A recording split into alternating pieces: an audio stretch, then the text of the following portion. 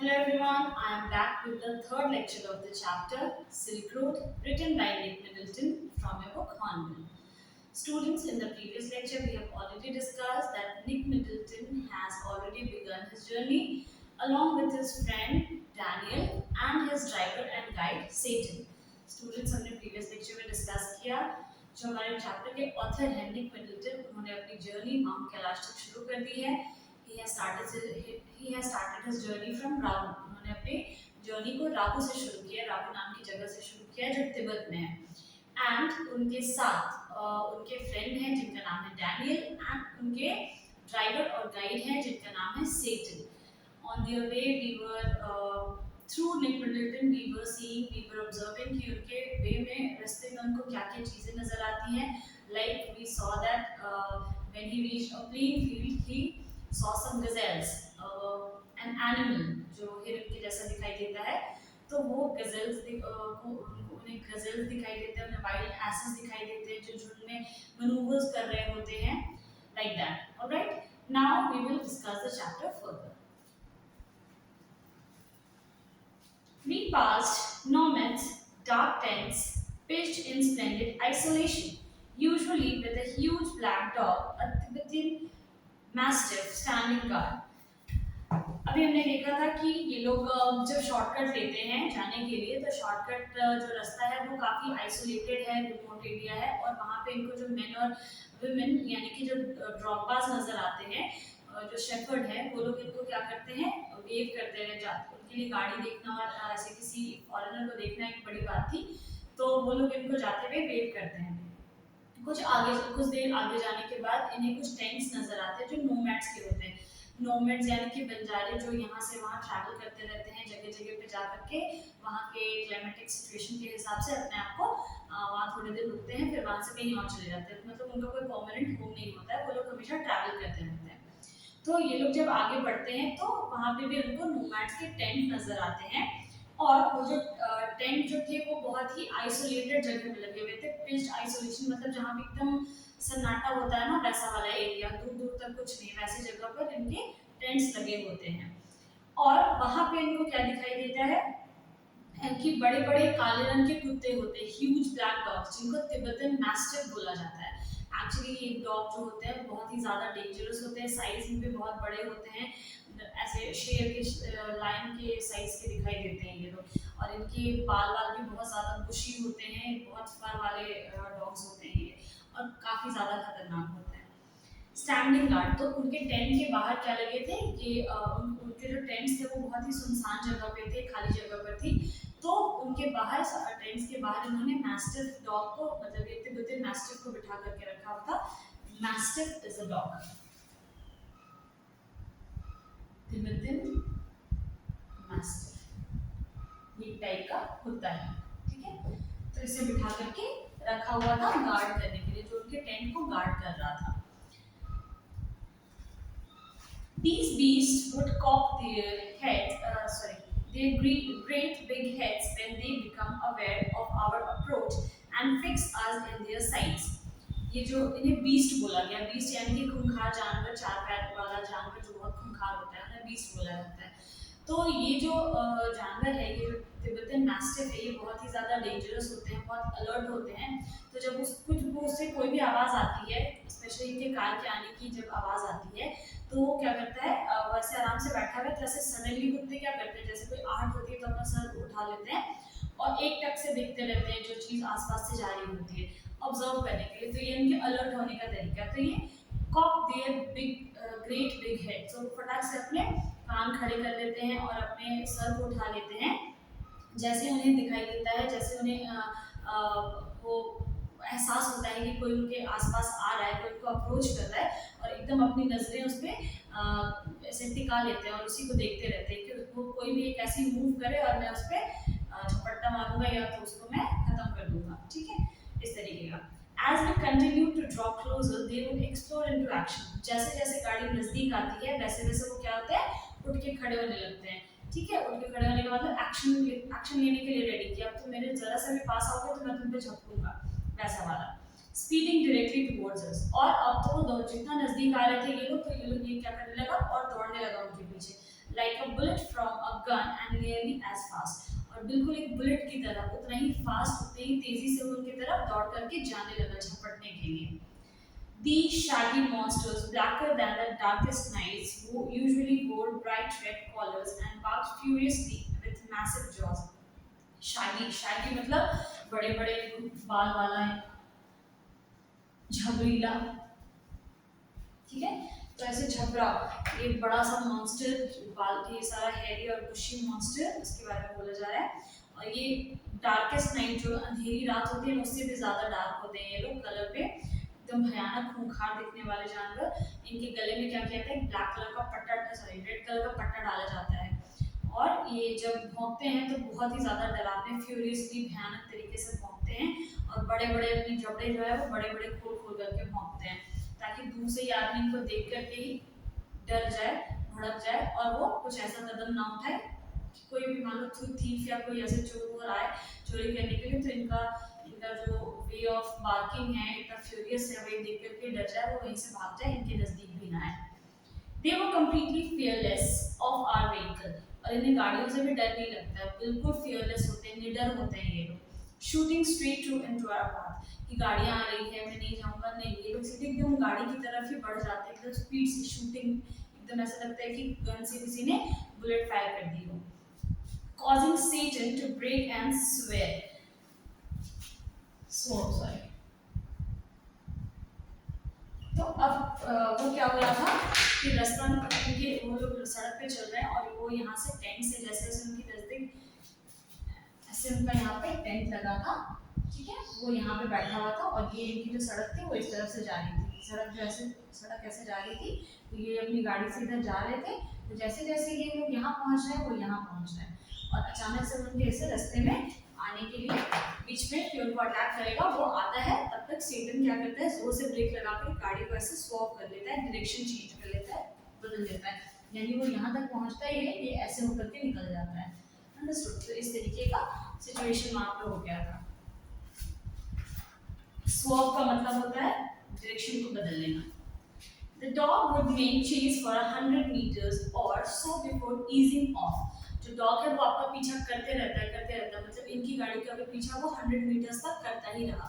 और जब तक वो दूर नहीं चले जाएंगे तब तक वो शांत नहीं होता, ईज ऑफ नहीं होता है, ठहरता नहीं है.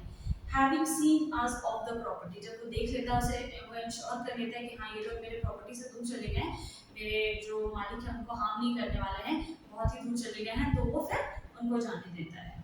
It wasn't difficult to understand why ferocious Tibetan mastiffs became popular in China imperial court as hunting dogs, brought along the Silk Road in ancient times as tribute from Tibet.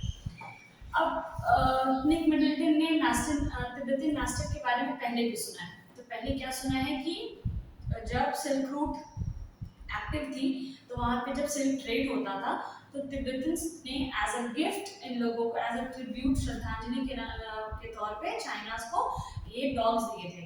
और China की imperial court में, जैसे कि ऐसे राजा महाराजा और ये जो court होते थे, तो वहाँ पे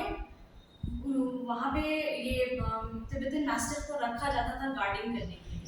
तो ये अब है ही इतने भयानक, तो ये बहुत रॉयल डॉग होते हैं और इनको नॉर्मली जनरली लोग अफोर्ड नहीं कर सकते, तो इनको एज अ ट्रिब्यूट तिब्बतन लोग दे देते थे चाइनीज को, चाइना पीपल को, क्योंकि वहाँ पे सिल्क रूट में जब लोग सिल्क का ट्रेड करते थे तो काफ़ी महंगी ट्रेड है, महंगे महंगे सामान का आना जाना होता था. तो इंपीरियल कोर्ट में इनको रखा, तिब्बतन मास्टिफ को गार्डिंग के लिए रखा जाता था. तो आज इन्हें ये बात का यकीन हो गया था, समझ में आ गया था, ये देख करके जो नज़ारा इन्होंने देखा जब तिब्बतन मास्टिफ ने एक्चुअली उनकी गाड़ी का पीछा किया, तो ये देख करके समझ में आ गया था कि क्यों उस तिब्बतन मास्टिफ को ही इंपीरियल कोर्ट का की रखवाली करने के लिए या देखभाल करने के लिए क्यों रखा जाता था. तो अब इतना फेरोशियस जानवर अगर होगा तो ऑब्वियसली कोई भी वहाँ पे अपनी बुरी नज़र डाल नहीं सकता है, कोई भी चोरी का इरादा करके वहाँ आ नहीं सकता है, या कोई भी अटैक नहीं कर सकता है. जब इतना खूंखार कुत्ता होगा वहाँ पे, तो लोग कुत्ते से ही पहले ही डर जाएंगे. तो इससे अच्छा है, इसी वजह से तिब्बतन मास्टिफ को वहाँ पे रखा जाता था हंटिंग डॉग्स के नाम पे. Now, by now we could see snow-capped mountains gathering on the horizon. अब ये लोग वापस अपनी जर्नी को डिस्क्राइब करने लग जाते हैं. सॉरी, ये लोग नहीं, मतलब निक मिडलटन, ये अपनी जर्नी को डिस्क्राइब करने लग जाते हैं. अब अभी तक ये लोग जिस सड़क पर जा रहे थे वहां पे इनको नोमैड्स नजर आए। नोमैड्स के टेंट के बाहर इनको क्या नजर आया, तिब्बतन मैस्टिफ नजर आया, जिसने ऑलमोस्ट इनको अटैक कर दिया था, इन लोगों को और इनकी गाड़ी को। लेकिन अब ये लोग वहां से निकल चुके हैं। वो डॉग को भी इंश्योर हो गया है कि हाँ ये लोग मेरी प्रॉपर्टी से दूर चले गए, मुझे कोई हार्म नहीं करने वाले मेरी प्रॉपर्टी को, तो वो चला जाता है। और निक मिडलटन कहते हैं कि अब जाकर के मुझे समझ में आया कि तिब्बतन मैस्टिफ को ही क्यों रखा जाता था इनको इंपीरियल कोर्ट में, चाइना के इंपीरियल कोर्ट में एज हंटिंग डॉग्स। ठीक है, तो ये सब तो उनके जर्नी का एक छोटा छोटा पार्ट हम लोग डिस्कस कर ही रहे हैं। गौर करने वाली बात यह है कि सिल्क रूट में जब ये चल रहे थे सिल्क रोड में, इन्होंने जो शॉर्टकट लिया था, तो ये जो शॉर्टकट है रागू से लेकर के दार्जिलिंग तक का, इसके बीच में आपको कोई हाईवे नहीं दिखाई दे रहा है, कोई ऐसी पक्की सड़क नहीं दिखाई दे रही। सब छोटे छोटे अलग अलग टुकड़ों में जो सड़कें हैं वो बहुत ऊंची नीची है, कहीं उबड़ खाबड़ है, कहीं बहुत रॉकी है, कहीं प्लेन है, ठीक है, कहीं मडी है। तो ये जो चीजें अलग अलग लैंड मासेस को दिखा रहे हैं हमारे यहाँ पे। ठीक है, कि उस रूट में कितने ऐसे लैंड मासेस थे, और उसमें भी पहले लोग क्या करते थे, ट्रेड करते थे। वैसे रास्तों से ही सही, लेकिन लोग अपना ट्रेड किया करते थे जब सिल्क रोड एक्टिव था। तो अब ये कहते हैं कि वो सड़क खत्म हुई और बाय नाउ अब हम लोग snow cap mountains gathering on the horizon. अब इन्हें, अब जब ये थोड़े और दूर आते हैं, नजदीक आते हैं, तो इनको क्या दिखाई देने लगता है, ये जो पहाड़ है ये होराइजन में दिखाई दे रहे हैं। मतलब कि यहाँ पे जो धरती, ये जो स्नो कैप है, यानी कि यहाँ पे इन पहाड़ों पे क्या है, स्नो, बर्फ है। ठीक है, बर्फीले पहाड़ है जो स्नो से ढकी हुए हैं, बर्फ से ढकी हुई है। ये इनको नजर आ रहा है, कहाँ पे नजर आ रहा है, होराइजन में नजर आ रहा है, जहाँ पे ऐसे धरती और जमीन एक हो जाते हैं ना, वैसे। तो ये होराइजन बोलते हैं, दिखाई देता है जब हम बहुत दूर तक देखते हैं, प्लेन लैंड होता है तो वहाँ पे दिखाई देता है ना कि जमीन और आसमान दोनों एक लाइन में है। तो इनको दूर तक अभी क्या दिखाई दे रहा है, स्नो कैप माउंटेन इन्हें नजर आने शुरू हो गए हैं। We entered a valley where the river was wide and mostly clogged with ice. अब ये लोग एक घाटी में घुसते हैं। वो जो घाटी होती है वहाँ पे रिवर्स है, बहुत चौड़े चौड़े रिवर्स है, बहुत चौड़ी चौड़ी नदियाँ हैं, और ज़्यादातर नदियाँ जो है उसको क्लॉग हो चुकी है, जाम हो चुकी है, जम चुकी हैं आइस से, यानी कि बर्फ की जो नदी होती है ना, ग्लेशियर या माउंटेन्स, ऐसे पोल्स पे आप जब जाओगे तो वहाँ पे ऐसे ठंडे जगह पे आपको दिखाई देगा कि जो नदियाँ होती है उनमें बर्फ भर जाती है, बर्फ स्नोफॉल से भी और पानी भी जम जाने की वजह से वो नदी बहना बंद हो जाता है और क्लॉग हो जाता है, जम जाता है। Brilliant white and glinting in the sunshine, और एकदम चिकना क्रिस्टल की तरह एकदम ब्रिलियंट व्हाइट दिखाई दे रहा है, दूर दूर तक सिर्फ व्हाइट व्हाइट ही दिखाई दे रहा है, और जब उसमें रोशनी पड़ रही है तो वो ग्लिटर की तरह चमक रहा है। The trail hugged its bank, और अब क्या हुआ कि ट्रेल मीन्स रास्ता, जो पगडंडी होती है, ठीक है, तो वो किनारे को, जो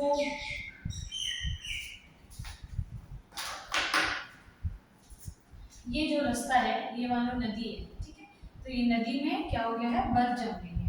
तो ये जो पगडंडी है, किनारे वाला जो पार्ट है, इसे पगडंडी कहते हैं। तो ये भी क्या हो गया है, यहाँ तक भी पूरी पूरी स्नो भर चुकी है, तो कौन सा रास्ता है, कौन सी नदी है, कुछ भी समझ नहीं आ रहा, ठीक है, उसको भी उसने कवर कर दिया है, हग कर दिया है। Alright, twisting with the meanders as we gradually gained height and the valley sides closed in. अब meanders आ रहा है, meander का मतलब होता है मोड़।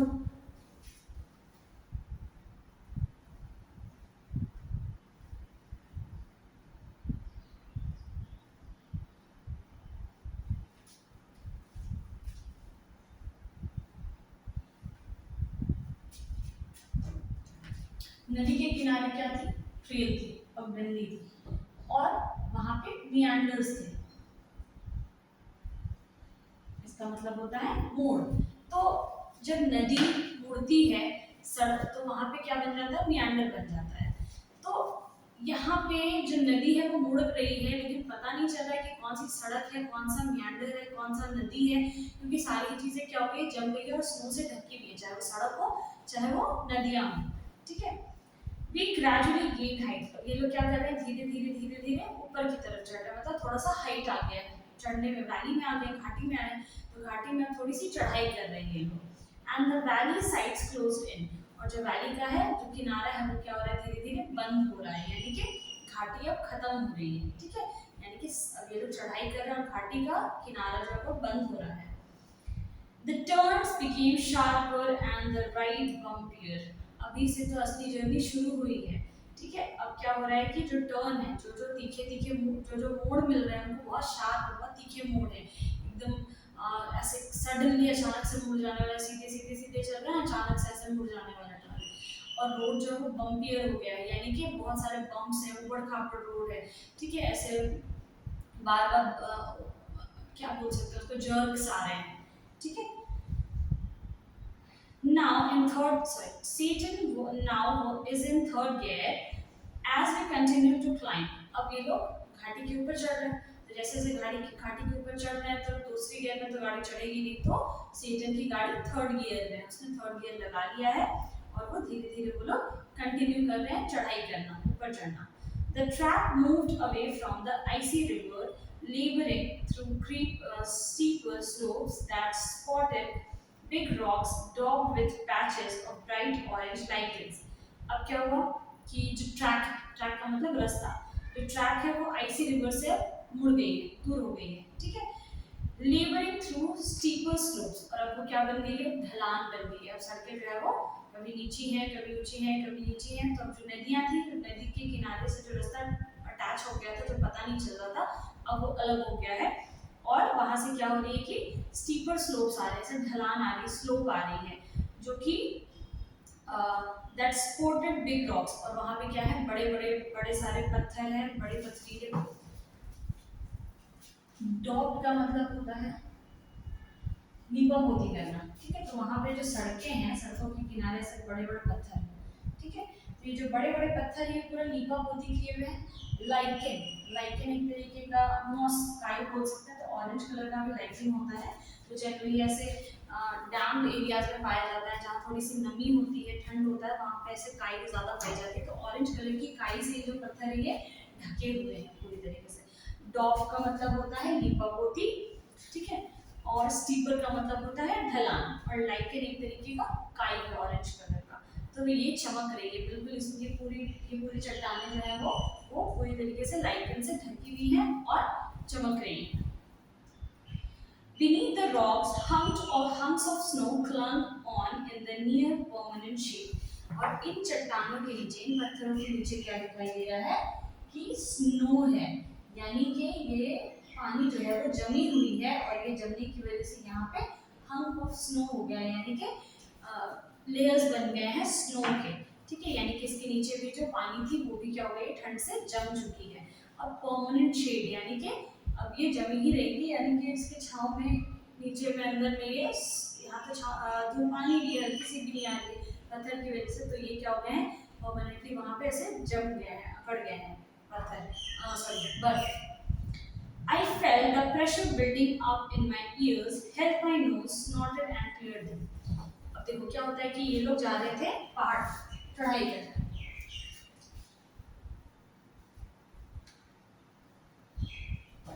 वैली है, घाटी है। ठीक है, तो ये लोग ऐसे करके डायरेक्टली नहीं जा रहे, रास्ता ऐसे ऐसे होता है, ऐसे फिर ऐसे फिर ऐसे से करके चढ़ना होता है।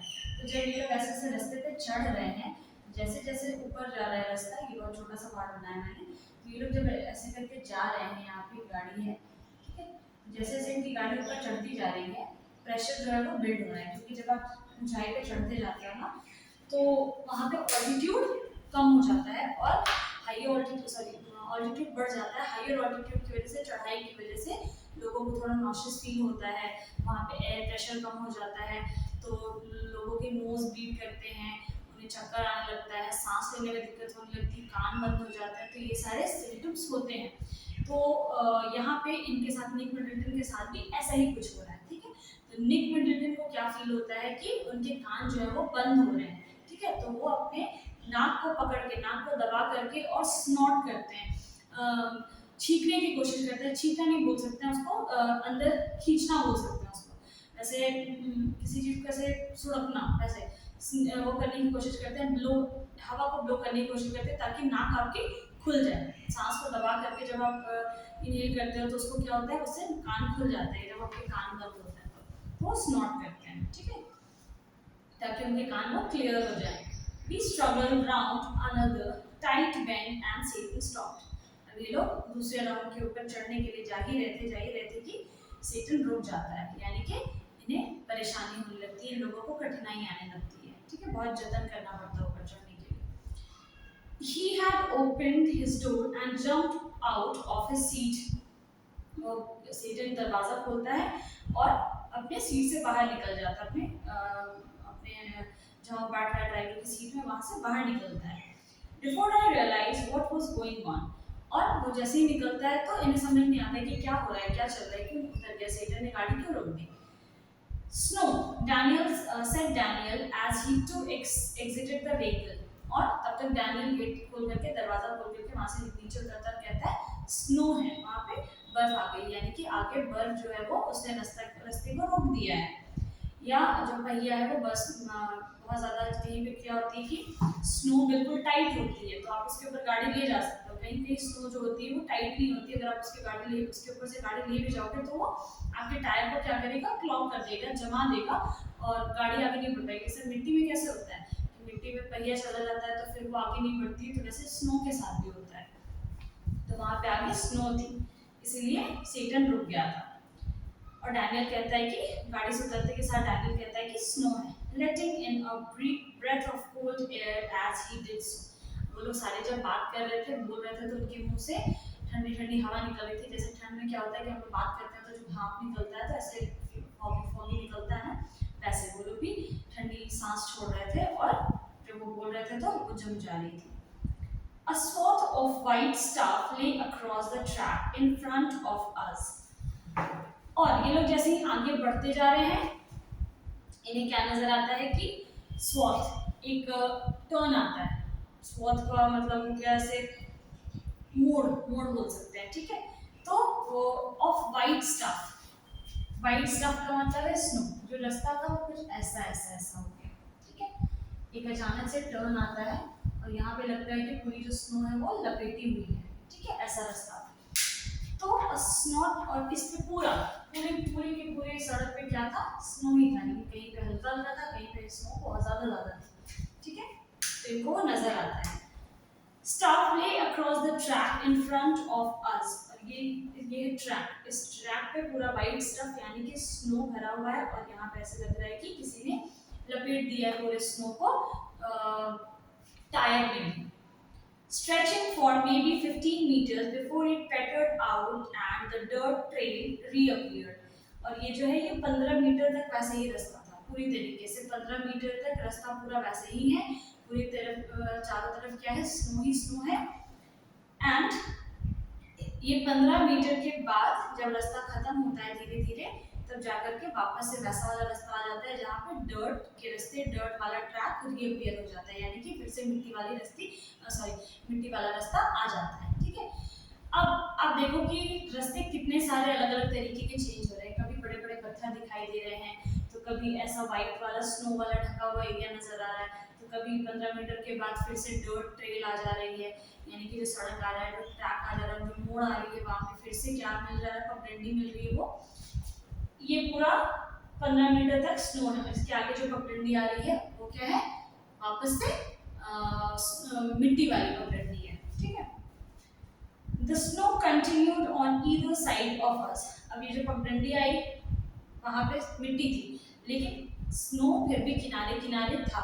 ऐसा नहीं था कि बर्फ जो है वो खत्म हो गई थी, किनारे किनारे बर्फ अभी भी थी। उस मिट्टी वाले रास्ते में भी किनारे किनारे बर्फ थी। Smoothing the abrupt bank on the upslope side. Bank का मतलब होता है किनारा, तो जो नदियां थी उनके जो किनारे थे वो क्या हो गए थे, वो तो स्मूथ, ऐसे तो स्मूथ होते हैं, लेकिन स्नो होने की वजह से वो अब्रप्ट हो गए थे, यानी उबड़ खाबड़ हो गए थे। अचानक से एकाएक जो था वो उस पर क्या जा रहा था, स्नो मिल जा रहा था। तो कहाँ स्नो है कहाँ पानी है वो तो समझ में नहीं आ रही थी। ऑन द अपस्लोप साइड, अपस्लोप का मतलब होता है जैसे ये पहाड़ चढ़ रहे हैं, तो मान लो कि यहाँ से रास्ता है। ठीक है, अचानक से यहाँ से रास्ता आता है, तो ये वाला जहाँ है जहाँ पे गाड़ी रहेगी तो इसको बुलाते हैं अपस्लोप। ठीक है, यहाँ पे ऊपर जाने के लिए तो ये किनारा जो है ये है अपस्लोप बैंक के पास। ठीक है, तो यहाँ पे किनारे किनारे में जो जैसे रास्ता है, रास्ते और यहाँ पे किनारे में क्या है, पहाड़ है, और यहाँ से रास्ता जा रहा है। ये जो अपस्लोप है, यहाँ पे अचानक एकाएक कहीं से स्नो आ जाती थी, कभी कभी खसक जाता था स्नो, ऐसा वाला सिचुएशन था। The bank was too steep for our vehicle to scale. अब जो मोड़ था, जो किनारा था, वो इतना ढलान था कि इनके व्हीकल को ले जाना बहुत मुश्किल था। मान लो ये वाला जो रास्ता है, यहाँ पे तो बर्फ पड़ी हुई है या यहाँ से जा नहीं सकते हैं, तो उनको यहाँ ले जा चढ़ा करके ले जाना होगा गाड़ी को। बात समझो, जैसे कि ये पहाड़ है, ठीक है, और यहाँ से रास्ता बना हुआ है आने का। तो ये जो रास्ता है यहाँ पे बर्फ है, यहाँ से नहीं जा सकते। तो गाड़ी को ये लोग सोचे कि यहाँ से लेकर के जाएंगे, यहाँ से उतारेंगे।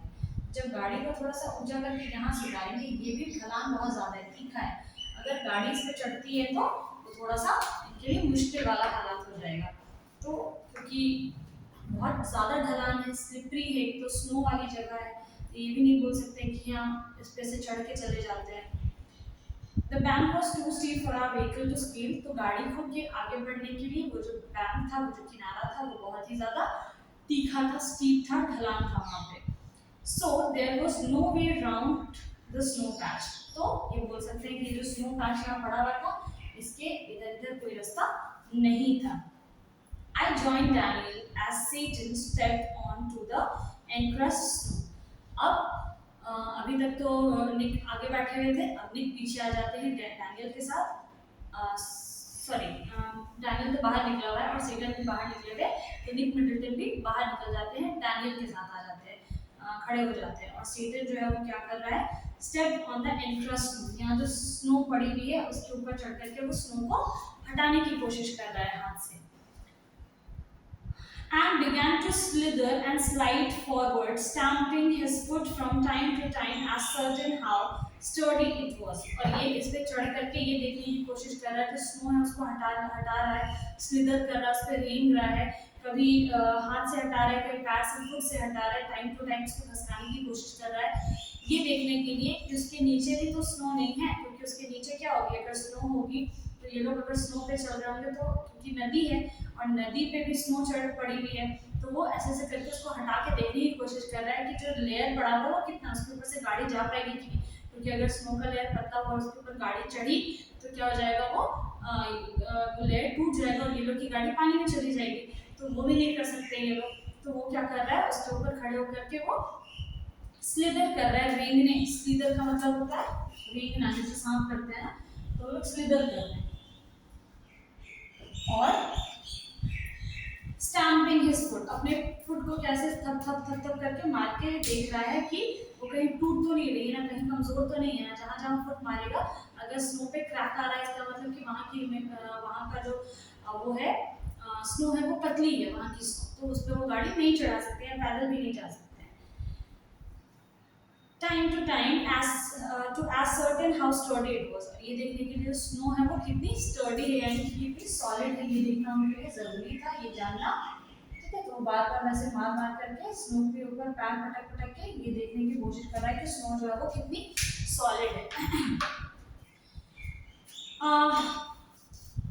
I looked at my wristwatch. We were at 5,210 meters above sea level.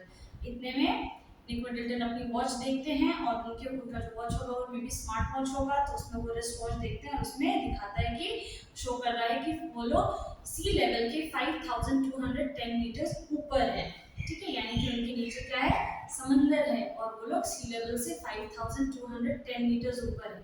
समंदर नीचे है मतलब नॉट एग्जैक्टली नीचे है, यानी कि लैंड जो होता है उसको सी लेवल से मेजर किया जाता है, तो उसकी बात हो रही है।